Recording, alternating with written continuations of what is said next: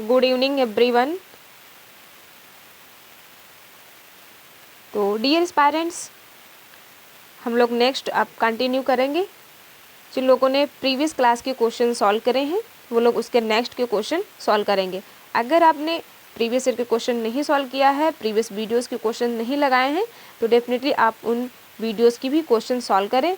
और ये सारे क्वेश्चन आपके एग्ज़ाम पॉइंट ऑफ व्यू से बहुत ही महत्वपूर्ण हैं, इसलिए सभी क्लासेस के सभी वीडियोस की आप क्वेश्चंस की ज़रूर प्रैक्टिस करें। यहाँ पर हमने आपका अलग अलग प्लेलिस्ट बना दिया है, तो इसलिए आप अपनी पूरी प्लेलिस्ट की सभी वीडियोस के क्वेश्चन को सॉल्व करें। राइट, तो चलिए स्टार्ट करते हैं। और जिन लोगों ने नहीं सॉल्व किया है वो लोग भी सॉल्व करें, जिससे कि एक आप फ्लो पकड़ सकें और कंटिन्यू उसके नेक्स्ट क्वेश्चन को प्रैक्टिस करते रहें। ओके, तो चलिए स्टार्ट करते हैं। देखेंगे नेक्स्ट क्वेश्चन था हमारा 21, है ना। इससे पहले हम लोगों ने 20 क्वेश्चंस कर लिए थे। तो ये सारे क्वेश्चंस ऐसे थे जो कि हमने आपके इम्पॉर्टेंट क्वेश्चंस को इंक्लूड किया था। इससे पहले हम लोग प्लांट किंगडम के सभी क्वेश्चंस को कंप्लीट कर लिया है, राइट। स्केलेटन सिस्टम के भी क्वेश्चंस करवा दिए हैं, और यहाँ पे आज हमने हर एक टॉपिक से क्वेश्चंस को इंक्लूड किया है। इसके अलावा नेक्स्ट हम लोग जो है सेल डिवीज़न के क्वेश्चन सॉल्व करेंगे। इसलिए अगर आपने अभी तक चैनल को सब्सक्राइब नहीं किया तो सब्सक्राइब कर लीजिए, लाइक एंड शेयर कर दीजिए, जिससे कि आपको सबसे पहले नोटिफिकेशन मिल जाए और आप इन क्वेश्चंस की बेहतरीन तरीके से प्रैक्टिस कर लें। ओके, तो चलिए क्वेश्चन पढ़ेंगे। ध्यान से सभी लोग क्वेश्चन पढ़ेंगे और आंसर करने की कोशिश करेंगे। क्वेश्चन क्या है? Papillary muscles found in. क्या आप पैपिलरी मसल्स के बारे में जानते हैं?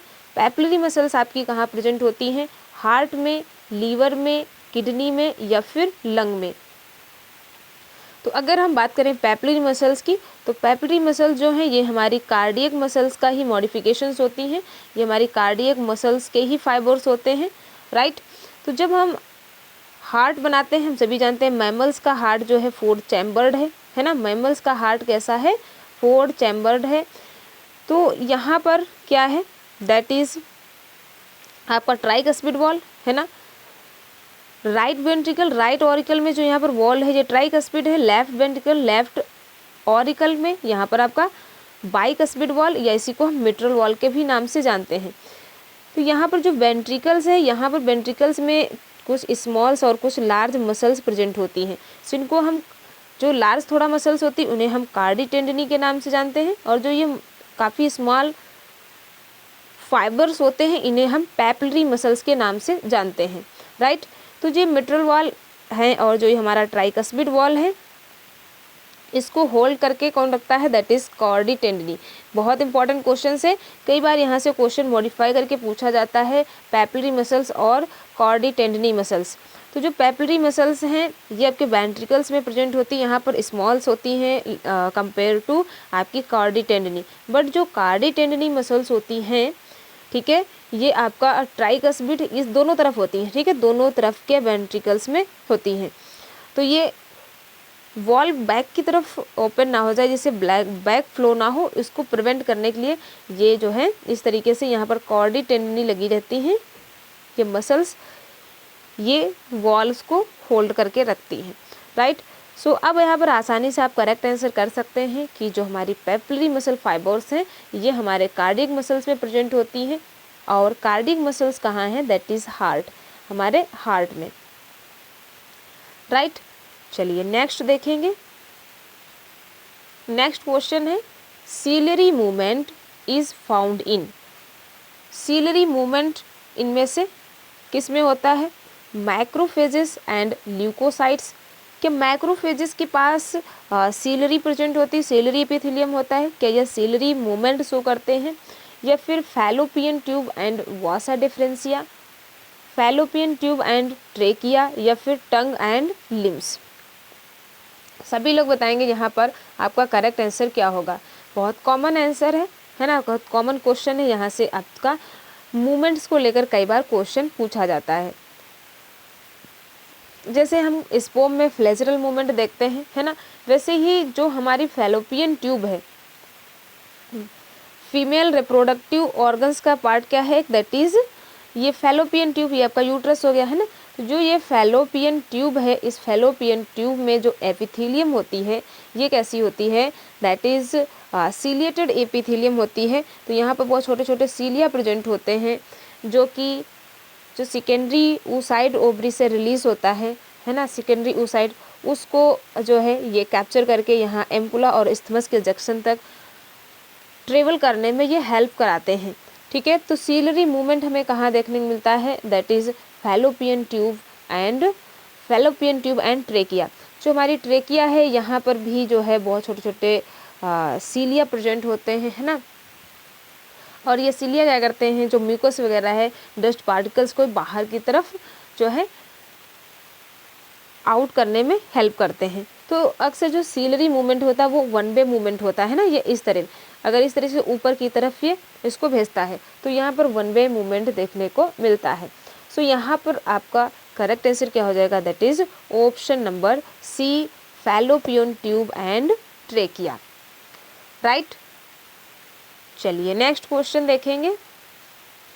नेक्स्ट क्वेश्चन क्या है, ईच कॉक्सल बोन, हाँ प्लीज स्पेलिंग करेक्ट कर लेंगे, each coxal bone is formed by fusion of 3 bones. जो हमारे पेल्विक गर्डल की बोन है दैट इज कॉक्सल, तो जो कॉक्सल बोन है ये 3 बोन्स के फ्यूजन से बनती है ना, जिन्हें हम पेल्विक बोन के नाम से भी जानते हैं। तो वो हमारी तीनों पेल्विक बोन्स क्या हैं, ilium ischium pubis, ilium sacrum pubis, ilium sacrum coccyx, या फिर इलियम सैक्रम और ईस्टियम। ध्यान से सभी लोग आंसर करेंगे, इम्पॉर्टेंट है और काफ़ी आसान क्वेश्चन है। ये आपका क्वेश्चन स्केलेटन सिस्टम से पूछा गया है। इससे पहले की क्लास में हमने आपको स्केलेटन सिस्टम में जॉइंट से रिलेटेड क्वेश्चन सॉल्व कराए हैं, तो प्लीज़ आप उन क्लासेस के भी क्वेश्चन ज़रूर सॉल्व करें, आपके एग्ज़ाम के लिए बहुत ही हेल्पफुल रहेंगे, क्योंकि आपके एग्ज़ाम में यहाँ से अच्छे खासे क्वेश्चंस पूछे जाते हैं स्केलेटन सिस्टम से लेकर। बताइए यहाँ पर आपका करेक्ट आंसर क्या हो जाएगा, तो इलियम ईस्टियम और प्यूबिस ये तीनों ही बोन आपस में फ्यूज होकर कॉक्सल बोन का फॉर्मेशन करती हैं, और कॉक्सल बोन क्या है, ये हमारे पेल्विक गर्डल का बोन है ना, ये हमारे पेल्विक गर्डल का बोन है, कुछ इस तरीके से होता है। ये एक आपका कॉक्सल बोन है ना, ये दूसरा वाला कॉक्सल बोन है, इस तरीके से। यहाँ पर जो ये आर्टिकुलेट है, यहाँ पर हमारी फीमर बोन आकर अटैच होती है, और एक ये आपका कॉक्सल बोन है, ठीक है, और एक ये आपका कॉक्सल बोन है। ये दोनों ही coxal bone ventrally pubic symphysis से, है ना, कार्टिलेजिनस स्ट्रक्चर से जॉइंट होते हैं। तो ये भी आपसे पूछा जाता है, आपको इसका डायरेक्शन याद रखना है, ये वेंट्रली फ्यूज होता है, क्लियर, और इसको हम प्यूबिक सिम्फाइसिस के नाम से जानते हैं। नेक्स्ट क्वेश्चन देखेंगे। सो यहाँ पर आपका करेक्ट आंसर क्या था, that is option A, ilium ischium और प्यूबिस। स्पेलिंग बहुत ध्यान रखेंगे, इसे भी आपको इलियम पढ़ा जाता है, बट ये आपका जो है इंटेस्टाइन का पार्ट होता है, राइट। चलिए नेक्स्ट क्वेश्चन देखेंगे।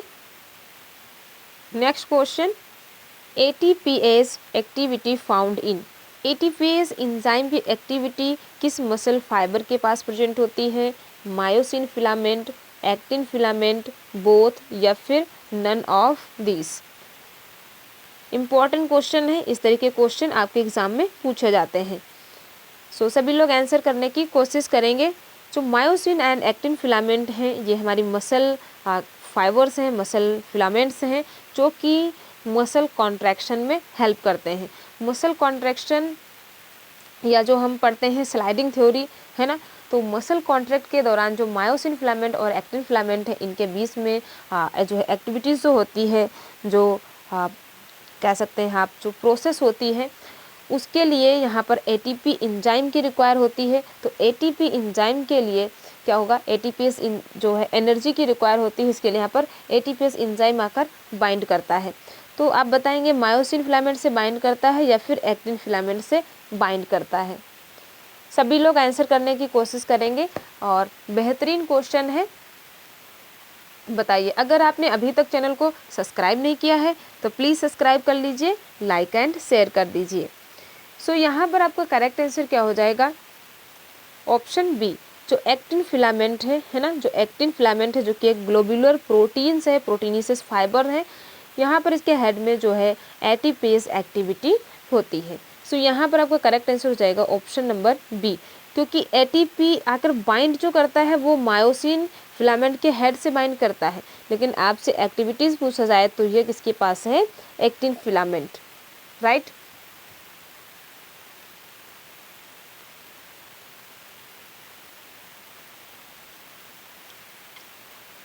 अच्छा 24 नंबर क्वेश्चन में आंसर क्या लगाया है आपने, ऑप्शन बी नहीं, ऑप्शन बी नहीं होगा।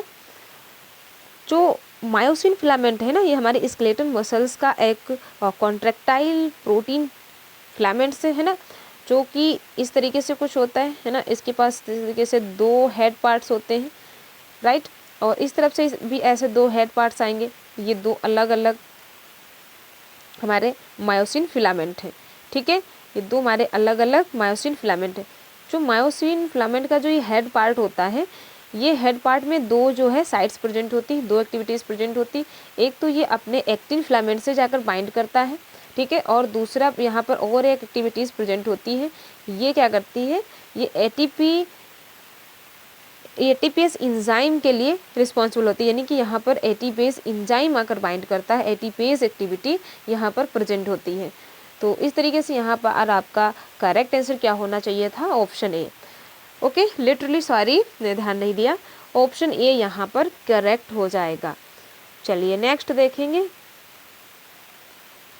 Next question, functionally cardiac muscles are similar to, functionally ध्यान रखना, कार्डियक मसल्स जो है ना, कार्डियक मसल्स हमको हम दो तरीके से बता सकते हैं, एक तो आपका फंक्शनली, ठीक है, और दूसरा क्या, स्ट्रक्चरली, क्योंकि जो कार्डियक मसल्स है वो हमारे स्केलेटल सिस्टम के स्ट्रक्चरली भी मैच करता है। हम जानते हैं सभी जो हमारी स्ट्रक्चरल मसल्स है ना, जो हमारी स्केलेटल मसल्स है वो कैसी होती है, वो सिलेंड्रिकल है ना, यूनी न्यूक्लिएटेड है, सिलेंड्रिकल है, यूनी न्यूक्लिएटेड है, और क्या है, लाइट और डार्क बैंड्स प्रेजेंट हैं, लाइट और डार्क बैंड प्रेजेंट है, जिसकी वजह से हम क्या कहते हैं, यानी कि स्टिफ्ड मसल्स है, ठीक है। अभी हम किसकी बात कर रहे हैं, स्केलेटल मसल की बात कर रहे हैं, स्केलेटल मसल्स की, ठीक है। स्केलेटल मसल्स कैसी है, यूनी न्यूक्लिएटेड है, सॉरी, स्केलेटल मसल्स आपकी मल्टी न्यूक्लिएटेड है, राइट, स्ट्रेटेड है, क्योंकि यहाँ पर अल्टरनेट लाइट और डार्क बैंड प्रेजेंट होते हैं, यानी कि स्ट्रिप्ड प्रेजेंट होते हैं, तो ये हमारी स्ट्रेट मसल्स होती है, सिलेंड्रिकल होती है। फंक्शनली कैसी होती है, फंक्शनली ये जो है वॉलंटरी होती है, ठीक है। उसके बाद अगर हम यहाँ पर कार्डियक मसल की बात करें, कार्डियक मसल की अगर बात करें तो कार्डियक मसल्स ब्रांच्ड होती है ना, इस तरीके से कैसी होती है, ब्रांच्ड होती है, यूनी न्यूक्लिएट होती है, इंटरकैलेटिंग डिस्क यहाँ पाई जाती है ना, यहाँ पर इंटरकैलेटिंग डिस्क प्रेजेंट होती है। इसके साथ साथ जो हमारी कार्डियक मसल्स है, यहाँ भी स्केलेटल मसल्स की तरह लाइट और अल्टरनेट बैंड प्रेजेंट होते हैं, यानी कि हम कह सकते हैं स्ट्रक्चरली हमारी कार्डियक मसल्स कैसी होती है, दैट इज़ स्ट्रिप्ड मसल्स होती है ना, स्ट्रेट मसल्स होती है। लेकिन फंक्शनली अगर बात करें तो कार्डियक मसल्स हमारे कंट्रोल में नहीं होती है ना, हमारे विल पावर में नहीं होती है, तो ये कैसी होती है, इनवॉलंटरी होती है ना, हमारे पावर में नहीं है कि भाई अब हम दिल धड़काएंगे, थोड़ी देर बाद रोक लेंगे, नहीं हम धड़कने देंगे, है ना, ऐसा नहीं है। ये क्या होता है, इनवॉलंटरी होती है। जैसे कि हमारी स्मूथ मसल्स होती हैं, हमारे विसरल ऑर्गन्स की जो स्मूथ मसल्स हैं वो कैसी होती हैं, यूनी न्यूक्लिएटेड होती हैं, स्मूथ होती हैं और स्पिंडल शेप्ड होती हैं, इस तरीके से कुछ, ठीक है, नॉन स्ट्रिप्ड होती हैं। तो आई होप आपको ये तीनों तरीके की मसल समझ आई। तो यहाँ पर आपसे जनरली पूछा गया है जो हमारी कार्डियक मसल्स है वो कैसी है, इनवॉलंटरी है। तो सिंपल सा हमारा करेक्ट आंसर क्या हो जाएगा, ऑप्शन 1, इनवॉलंटरी मसल्स। क्लियर। और अगर यहीं पर आपसे पूछा जाता नॉर्मली कि हमारी कार्डियक मसल्स कैसी है, हमारी कार्डियक मसल्स कैसी है, तो यहाँ पर आपका 1 और 2 बोथ आर करेक्ट होते। ध्यान से सॉल्व करेंगे, स्ट्रिप्ड मसल्स भी होती है तो यहाँ पर हमारे दोनों करेक्ट हो जाते। बट आपसे यहाँ पर क्या पूछा गया है, ओनली कार्डियक मसल जो है वो फंक्शनली कैसी है। So correct answer option A. Next question, instruction of assertion reason. ठीक है, यहाँ पर आपका असर्शन और रीजन से क्वेश्चन लिया गया है। ध्यान से पढ़ेंगे और करेक्ट आंसर करने की सभी लोग कोशिश करेंगे। क्लियर। सो असर्शन क्या दिया गया है, maximum degree of mobility can be seen with a ball and socket synovial joint. Synovial joints में अगर हम बात करें बॉल एंड सॉकेट की, तो बॉल एंड सॉकेट जॉइंट्स हमें कहाँ देखने मिल रहा है, दैट इज हमारी हिप बोन में, इसके साथ साथ कहाँ देखेंगे, दैट इज शोल्डर जॉइंट जिसे कहते हैं। तो सपोज करिए ये हमारा क्या है, ह्यूमरस है, सॉरी ये हमारा स्केपुला हो गया। ठीक है, ये हमारा इधर स्केपुला है, यहाँ पर स्केपुला में जो ग्लिनोइड कैविटी है इससे आकर हमारे फोर आर्म की ह्यूमरस बोन अटैच करती है। तो जो जो हमारे फोर आर्म का जो ये ह्यूमरस बोन है, इसका जो हेड पार्ट है, ये जो हेड पार्ट है ये ग्लिनोइड कैविटी में आकर इस तरीके से फिट हो जाता है, जैसे किसी भी सॉकेट में, है ना, जो ग्लिनोइड कैविटी है वो सॉकेट की तरह काम कर रही है। तो किसी भी सॉकेट में जिस तरीके से बॉल आकर फिट हो जाता है, इस तरीके से फिट हो जाती है। ठीक है, तो ये कैसे हमारा साइनोवियल जॉइंट है। तो हमारा असर्शन तो करेक्ट हो गया। अब बात करते हैं रीजन की। A ball can rotate in a hollow spherical socket. तो ये सॉकेट है जिसे हम कैविटी कह रहे हैं, ये कैसा है, स्फेरिकल है ना, और हॉलो है। तो इसमें जो हमारा बॉल आके फिट हुआ है वो इन्फिनाइट एक्सिस में मूव कर सकता है ना। क्या इन्फिनाइट एक्सिस में मूव कर सकता है, बताइए इसका रीज़न करेक्ट है या फिर इनकरेक्ट है। ऑप्शन देख लेंगे एक बार, ऑप्शन क्या दिया गया है। ऑप्शन नंबर ए में दिया गया है both assertion and reason correct, and reason is the correct explanation of assertion. जो रीज़न है वो असर्शंस का करेक्ट एक्सप्लेनेशन कर रहा है। या फिर ऑप्शन बी क्या कहता है, both assertion and reason are correct but the reason is not the correct explanation of assertion. assertion is correct and reason is incorrect, both assertion and reason are correct। बताएंगे, एक second. हाँ, तो मैं बात कर रही थी क्वेश्चन नंबर 26 की। तो बताइए यहाँ पर आपका करेक्ट आंसर क्या हो जाएगा। तो हमारे पास assertion भी करेक्ट है ना। जो साइनोवियल जॉइंट है, जो कि बॉल एंड सॉकेट जॉइंट जिसे हम कहते हैं, इसमें हम जो है वैसे देखो फोर आर्म को हम कई तरीके से इसे मूव कर सकते हैं। तो असर्शन हमारा करेक्ट है और इसका रीज़न भी करेक्ट है, राइट। लेकिन क्या जो रीज़न है ये असर्शन का करेक्ट एक्सप्लेनेशन कर रहा है कि ये हालो रोटेट हो सकता है इनफिनाइट एक्सिस के लिए, तो क्या ये एक्सप्लेनेशन कर रहा है, तो नहीं कर रहा है ना, एक्सप्लेनेशन नहीं कर रहा है। सो करेक्ट आंसर क्या हो जाएगा, option B. Option B is correct. चलिए नेक्स्ट देखेंगे।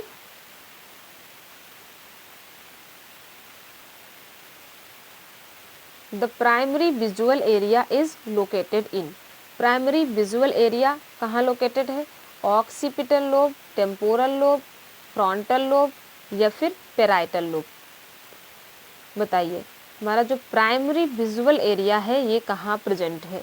सो हमारी ऑप्टिक नर्व है जो है ना, जो कि हमारे आई के रेटिना से लिविट होकर हमारे कहाँ जाती हैं, हमारे ब्रेन में, है ना। तो ब्रेन में विजुअल एरिया में जाती हैं, जो कि विजुअल एरिया कहाँ प्रेजेंट है, दैट इज ऑक्सीपिटल लोब में, है ना। जो हमारा क्रेनियम, जो हमारा ब्रेन है ना, टिश्यूज जहाँ है ब्रेन टिश्यूज, वहाँ पे क्या होते हैं, कई तरीके के लोब प्रेजेंट है। जैसे हमारा अब सामने की तरफ क्या हो गया, दैट इज फ्रंटल लोब, है ना। फिर पेराइटल लोब और टेम्पोरल लोब, ये कान की तरफ टेम्पोरल लोब, ऊपर की तरफ क्या होता है पेराइटल लोब, ऑक्सीपिटल लोब, है ना, है पीछे की तरफ जो यहाँ पे जहाँ से हमारा मेडुला ऑब्लंगाटा निकलता है।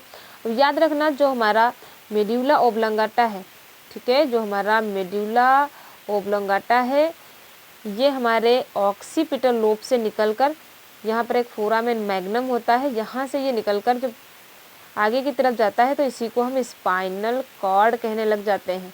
ठीक है, इसी को हम स्पाइनल कॉर्ड कहने लगते हैं। कभी आपसे पूछा जाए कि स्पाइनल कॉर्ड क्या है, कहाँ किसका एक्सटेंशन है, तो ये मेडुला ऑब्लंगाटा का ही है। और ये ऑक्सीपिटल लोब से एक फोरामेन मैग्नम से निकलकर बाहर की तरफ आता है और हमारी स्पाइनल कॉर्ड बनाता है, राइट।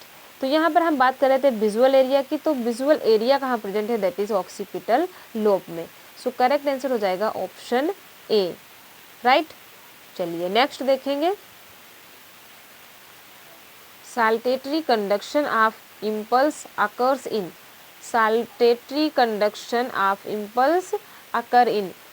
तो साल्टेटरी कंडक्शन हमें किस तरीके के नर्व फाइबर्स में देखने को मिलता है, मसल फाइबर्स में, नॉन माइलिनेटेड नर्व फाइबर में, या फिर माइलिनेटेड नर्व फाइबर में। तो साल्टेटरी कंडक्शन जो है ये हमें मेनली नर्व फाइबर्स में देखने को मिलता है। तो ऑप्शन ए तो होगा नहीं, ऑप्शन ए नहीं है तो फिर हमारा ऑप्शन डी भी नहीं होगा, है ना, नन ऑफ दिस दिया है। तो हमारे पास ऑप्शन बचे दो। अब यहाँ से आप बताइए साल्टेटरी कंडक्शन का मतलब क्या है। ऐसा नर्व है ना, ऐसा नर्व जो कि माइलिन शीथ से कवर्ड रहता है और यहाँ पर नोड ऑफ रेनवियर प्रेजेंट होते हैं। तो यहाँ पर जो इंडक्शन होता है, यहाँ पर जो साल्टेटरी इंडक्शन होता है ये काफ़ी फास्ट होता है, ठीक है। तो साल्टेटरी कंडक्शन हमें कहाँ देखने को मिलता है, जो हमारी माइलिनेटेड नर्व फाइबर्स होती है, करेक्ट। सो करेक्ट ऑप्शन क्या हो जाएगा यहाँ पर, option C, myelinated nerve fibres में। सभी लोग बेहतरीन तरीके से कर पा रहे हैं, बताइए। अगर कोई भी किसी भी तरीके का आपका प्रॉब्लम है, कोई क्वेश्चन नहीं समझ आ रहा है या कोई भी आंसर आपको डाउटफुल लग रहा है, तो डेफिनेटली आप कमेंट बॉक्स का यूज़ करें, वहाँ पर आप अपने डाउट्स पूछ सकते हैं। इसके साथ साथ आप अपना फीडबैक ज़रूर दें, जिससे कि हम आपके लिए और बेहतरीन कर सकें। यहाँ पर सारी चीज़ें आपके लिए फ्रीली प्रोवाइड की जाती हैं, इसलिए आप ज़्यादा से ज़्यादा अपना प्यार और सपोर्ट बनाए रखें। ओके, चलिए नेक्स्ट क्वेश्चन देखते हैं। The type of epithelial cells which line the inner surface of fallopian tubes, bronchioles and small bronchi are known as। अच्छा, बहुत इंपॉर्टेंट क्वेश्चन है ये, जो आपका टिश्यू से क्वेश्चन पूछा जाता है। क्या क्या पूछा है, line the inner surface of fallopian tubes, fallopian tubes की एपिथेलियम कैसी है, ब्रोंकियोल्स का एपिथेलियम कैसा है, और इसके साथ साथ स्मॉल ब्रोंकाई जो है इनका भी कैसा एपिथेलियल टिश्यूज होता है। टिश्यू चैप्टर बहुत इंपॉर्टेंट है, यहाँ से बहुत अच्छे खासे आपके क्वेश्चंस बनते हैं, राइट। तो बताएंगे यहाँ पर आपका करेक्ट आंसर क्या हो जाएगा, दैट इज ऑप्शन बी। कैसे होते हैं, कॉलमनार एपिथेलियम टिश्यूज के ये बने होते हैं, इनकी लाइनिंग होती है। इसके साथ अभी हमने आपको बताया था यहाँ पर जो है सीलरी मूवमेंट देखने को मिलता है। एक सेकेंड, हाँ, यहाँ पर आपका सीलिएटेड एपिथेलियम होता है, ऑप्शन सी करेक्ट हो जाएगा, ऑप्शन सी करेक्ट हो जाएगा, क्योंकि फैलोपियन ट्यूब में सीलरी मूवमेंट देखने को मिलता है, ब्रोंकियोल्स में भी। तो यहाँ पर जो फैलोपियन ट्यूब का इनर वॉल है ना, इनर जो वॉल है उसका जो लाइनिंग होता है वो किसका है, दैट इज सीलिएटेड एपिथेलियम का, राइट एवरीवन। नेक्स्ट क्वेश्चन देखेंगे, the tissue that lines the vessels is, जो हमारी ब्लड वेसल्स हैं, है ना, जो हमारी वेसल्स हैं, इनका जो अंदर का ये लाइनिंग है, इसमें किस तरीके का टिश्यू पाया जाता है। इम्पॉर्टेंट क्वेश्चन है, नोट कर लीजिए, राइट। तो कैसा होता है, simple squamous epithelium, simple columnar epithelium, endothelium, या फिर A and C can be correct. सभी प्यारे एस्पायरेंट्स आंसर करने की कोशिश करेंगे, बताइए। तो जो ब्लड वेसल्स है, इसको हम जनरली, इसका जो एपिथेलियम है, इसके एपिथेलियम को हम जनरली क्या कहते हैं, इंडोथीलियम, क्या कहते हैं, इंडोथीलियम, राइट। और कैसी होती है, इंडोथीलियम कैसी है, ये स्क्वामस होती है, तो ये सिंपल स्क्वामस एपिथेलियम भी है। सो यहाँ पर आपका करेक्ट आंसर क्या हो जाएगा, option D, A and C are both correct. Got it everyone. चलिए नेक्स्ट देखेंगे, नेक्स्ट क्वेश्चन देखेंगे।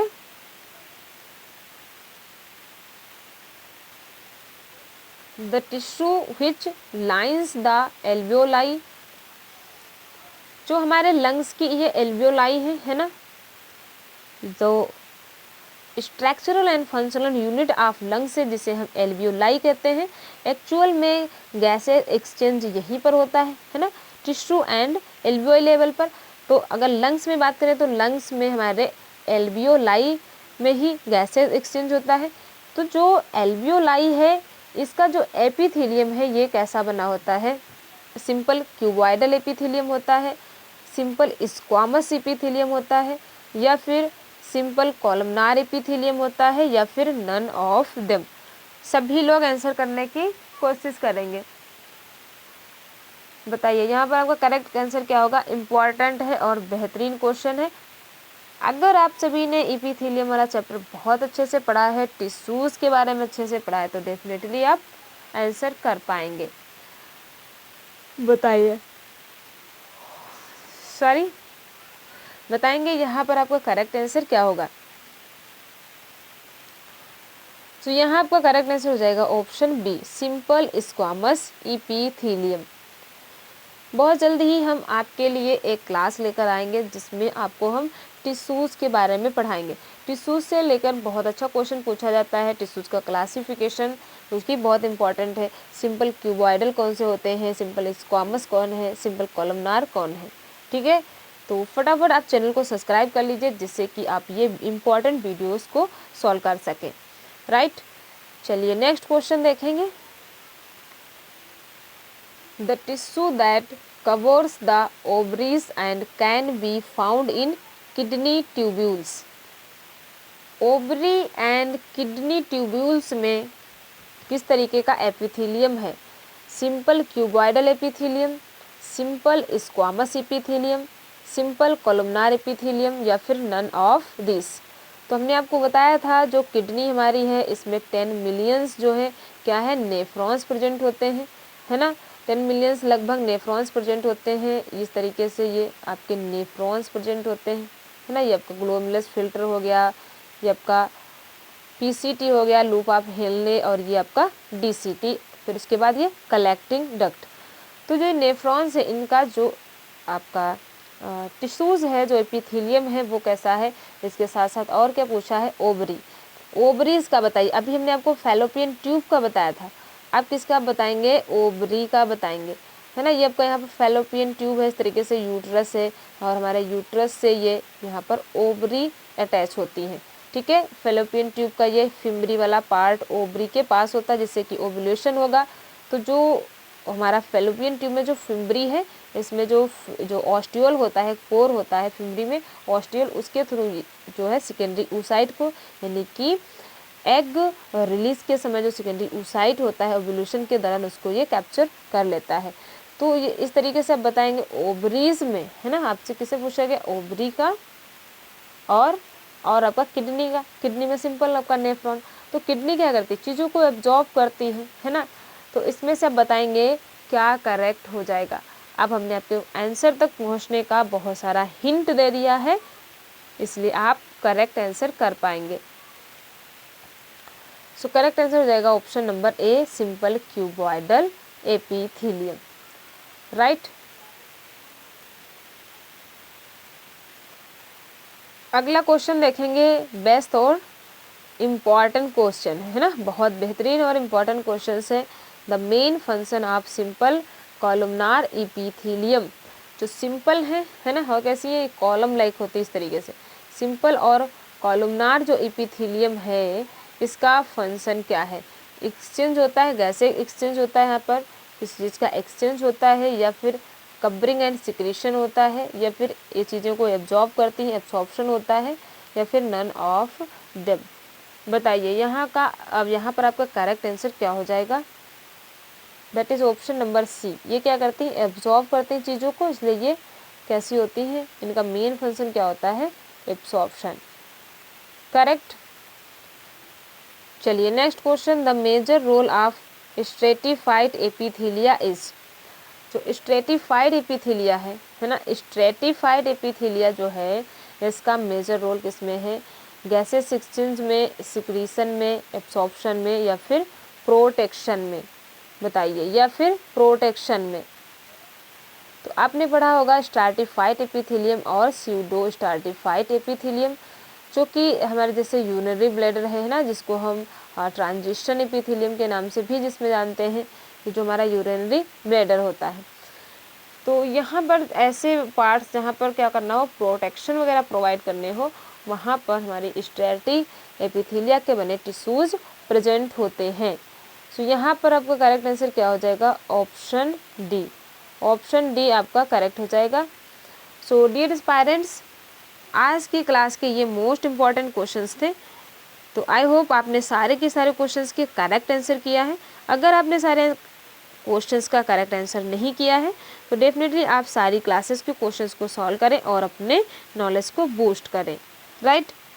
तो चलिए डियर पेरेंट्स, मिलते हैं आपको नेक्स्ट क्लास में। Thank you so much everyone.